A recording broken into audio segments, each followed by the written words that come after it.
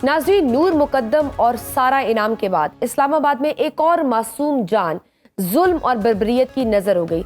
चित्राल से ताल्लुक रखने वाली सोशल मीडिया इन्फ्लुएंसर सना यूसुफ को गुज़श्ता रोज इस्लामाबाद में उनके घर के अंदर घुस के कत्ल किया गया, जहां वो अपने अहल खाना के साथ रिहाइश पजीर थी।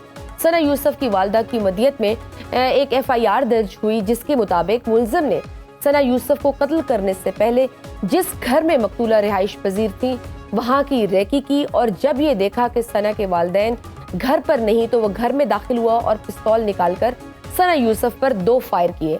सना यूसुफ की वालदा के मुताबिक नामालूम शख्स सीढ़ियां उतरकर भाग गया और हमारे शोर करने पर अहले मोहल्ला जमा हो गए। मैं अपनी बेटी को हमसायों की गाड़ी में डालकर अस्पताल ले गई, लेकिन मेरी बेटी जख्मों की ताब ना लाते हुए फौत हो चुकी थी।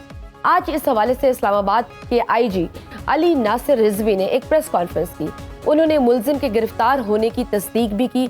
मुलजिम का असल नाम उमर हयात उर्फ काका है और उसका ताल्लुक फैसलाबाद से बताया गया।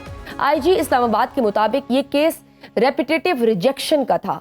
मुलजिम ने सना यूसुफ को इसलिए कत्ल किया कि वो बार बार सना से राब्ता कर रहा था और वो उसको मना कर रही थी।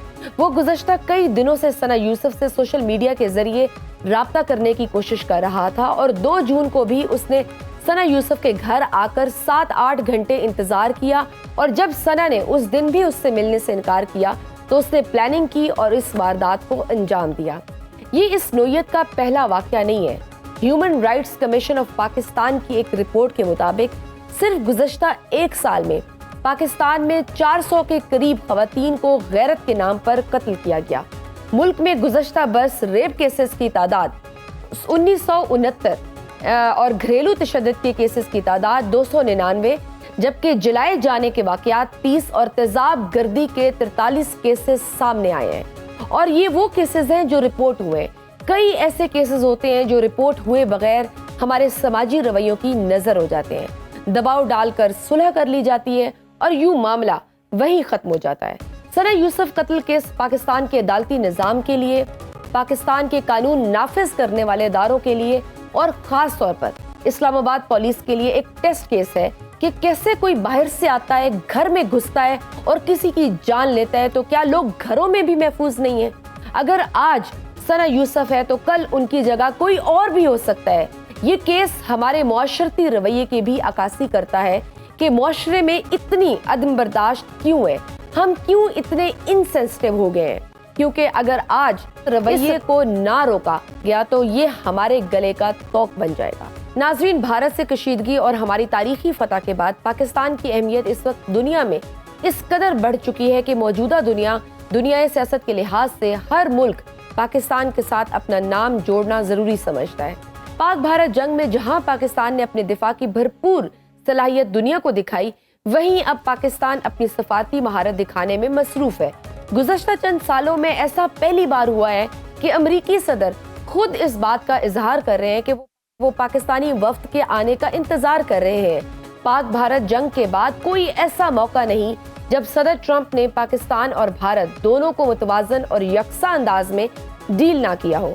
यकीनन ये पाकिस्तान की सफारती जीत थी। अमरीकी सदर ट्रंप भी बारहा इस बात का क्रेडिट लेते रहे कि उन्होंने पाकिस्तान और भारत के दरमियान जोहरी जंग के खतरे को टालने में अहम किरदार अदा किया है। इस वक्त पाकिस्तान का वफ्द अमेरिका में साबिक वजीर खारजा बिलावल भुट्टो की क़यादत में मौजूद है। बिलावल भुट्टो जरदारी ने पाकिस्तान और भारत के दरमियान जंग बंदी में सहूलतकारी पर अमरीकी इंतजामिया बिलखसूस सदर डोनाल्ड ट्रंप से इजहार तशक्कुर किया।